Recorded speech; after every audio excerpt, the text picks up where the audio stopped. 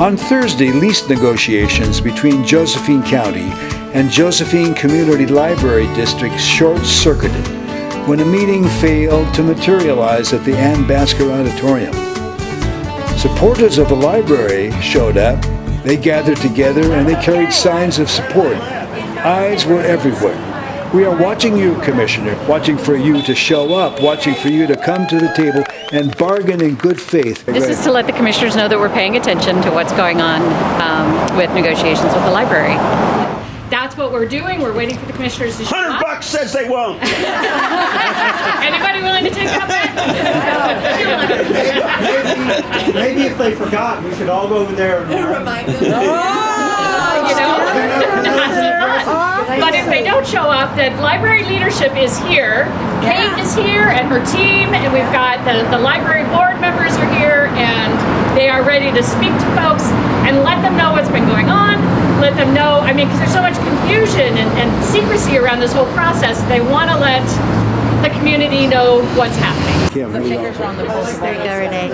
It's all good. We're just here to support our libraries. I just feel like a library in a community should be a given and not taken away or gutted. So I'm here to support. I'm here today because I was born and raised here, and the library was a huge part of my youth. I remember my parents and my grandparents rallying behind it when it was built, the new one was built, and I think it's a travesty to possibly lose it. So I'm here to show my support for the library. I love my library, and I'm here to support it. And I just want to find out when the commissioners are going to stop attacking the library and why they don't talk with the library people, and it's all this contention between the library and the commissioners, which has never happened before.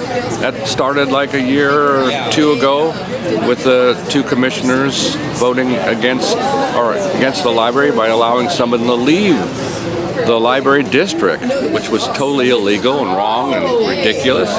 And so, I want to find out from the commissioners, when will you stop attacking the library and get to work? Thank you. I loved my libraries growing up. Helped me become a physicist and a doctor. And I read book after book. I learned a lot about history too. Part of history is encapsulated in a book, Fahrenheit 451, which is the temperature that paper books burn. And they don't have to be paper. We have digital, but paper is nice. It's a real thing you can take with you, you can think about, you can take the time to really understand it. And that book covered what happens when we don't take the time to think about when powerful oligarchs, like we have now, are trying to take over the government. And money runs government. That's a problem. Government needs to regulate money. When that happens, they like people not to think. They don't want people to look into things. And our books remind us of history when we had to think and we had to know what we were talking about. Thank you.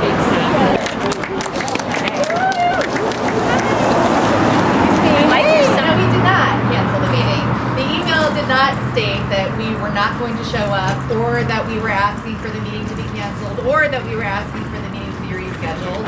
Who generated that email? They don't. But they will not give us a number. We cannot work without a number.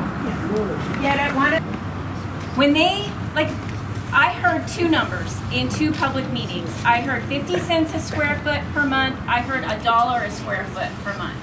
That's $90,000 a year to $180,000 a year. Our book budget is $175,000. I know that the article ran in yesterday's newspaper, which was great, that had listed other dollar-a-year leases that were former public services.